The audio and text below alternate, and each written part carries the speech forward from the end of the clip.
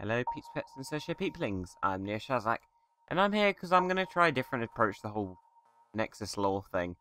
Because while it is cool to do it in the kind of mad scientist Dominion way, it kind of limits like what we know, because obviously some stuff the Dominion doesn't know as a whole, or it doesn't make sense.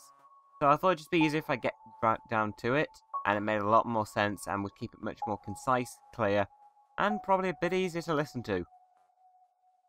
So, I'm starting off with the Elden Orders this episode.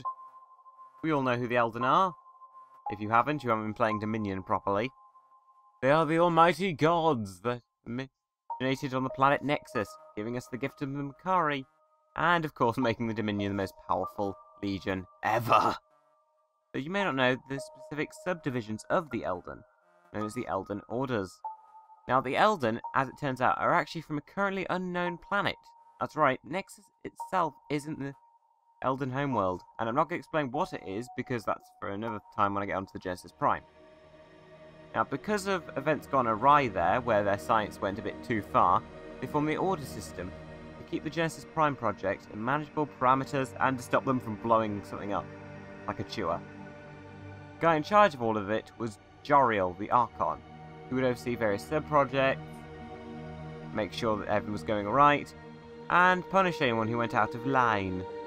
Very important, you need a guy in charge.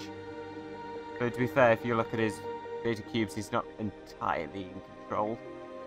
Now, first off, we have the Order of the Makers.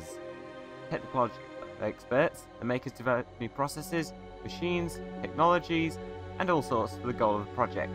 Amongst the ones you probably know is the augmentation process, whereby an organism is injected with omniplasm and cybernetically enhanced. This can be seen on various wildlife, the costume if you've got the deluxe edition, and pretty much any Elden robot with the green tubey things. Now, Vorian was the one who invented the augmentation technique, and was well known as one of the Elden's best guys in charge of this. His lesser, though he definitely wouldn't call himself that, was Zarconis, who created many Nexus security weapon systems. That's right, if you've ever been shot by one of the Elden's turrets or constructs, probably his fault. He often made them more dangerous than was strictly necessary, to act upon the potential of his creations. Very much a for science kind of guy. Thought very highly of himself, and often got into rows with his inferior co-workers. Yeah, I can relate. Now, nextly, we have the Order of the Progenitors. These were skilled biologists, geneticists, down to the nitty-gritty. The Progenitors were responsible for the creation of new life on Nexus.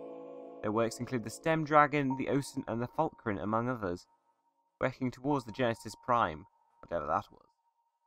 Now, first off, we have Omna, creator of the Skeech, who is apparently very compassionate, who had grown very attached to her creations, and chose to hide some of them off rather than terminate them, as per protocol, dooming Nexus for generations to come at the hands of the Skeech. Yeah, that was her fault. Really wish she got her comeuppance for that. Now, the other guy, most important of them, is Nazrek, aka that guy. He created the Squirg, the Stem Dragon, the Dreg, who are actually quite important, and I'll get to them later on. He was responsible for the necromantic capabilities of the Moodies, the appearance of a female Skeech. I mean, Skeech is generally bad, but you don't do that to a Skeech. Generally an unpleasant person. Though he did praise Molverines for their lethality, and just spent his day at the Ocean's blood pits having a laugh as they killed each other. He actually made Skullcano Island just to have his personal dungeon as the fantasy.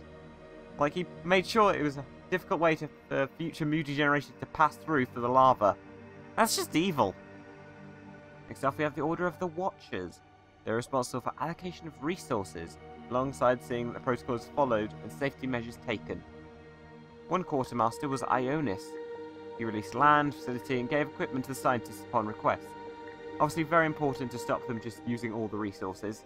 Because, I mean, what if you want some omniplasm? It turns out the last guy used the last bit of omniplasm to make a cake. He didn't even like cake. It would suck. So, oddly enough, if you look at his data things, he has a very good pattern about actually noticing future problems with experiments. Just noticing how everything could go wrong, or it's like, what did you expect when you did this to it? Next up was the Order of the Shapers, who used primal energy to shape Nexus, creating areas and landscaping Nexus ends of their great project. Oddly enough, couldn't find anyone in there for some reason. But going on to the Order of the Weavers, they're responsible for matters of primal powers, developing technology and techniques specifically for harnessing and manipulating these energies. Obviously quite important if you paid attention to last week's episode, considering how much primal energy is in everything. A notable weaver was Aviel, who taught races like the Pell and the Falkren to utilize primal energy, similarly to Espers, which is why you can see how Pell used a lot of lightning magic in the Hall of Stormtalon. Now lastly, we have the Order of the Evokers. The Evokers seem to have shared some responsibilities with weavers in studying and manipulating primal energy. The distinction between the two isn't really known, but if I had to guess, it's more likely that the weavers were using primal energy for life, while the evokers used primal energy for inanimate matter. Now that was the Elden Orders. Wait for next week, when I think we'll go on to something a bit more closer to home with the history of the Cassians and the Dominion and how it grew. If you have any ideas for future topics, feel free to send me a message. Or perhaps just like, comment and subscribe. Please, I beg you. See ya.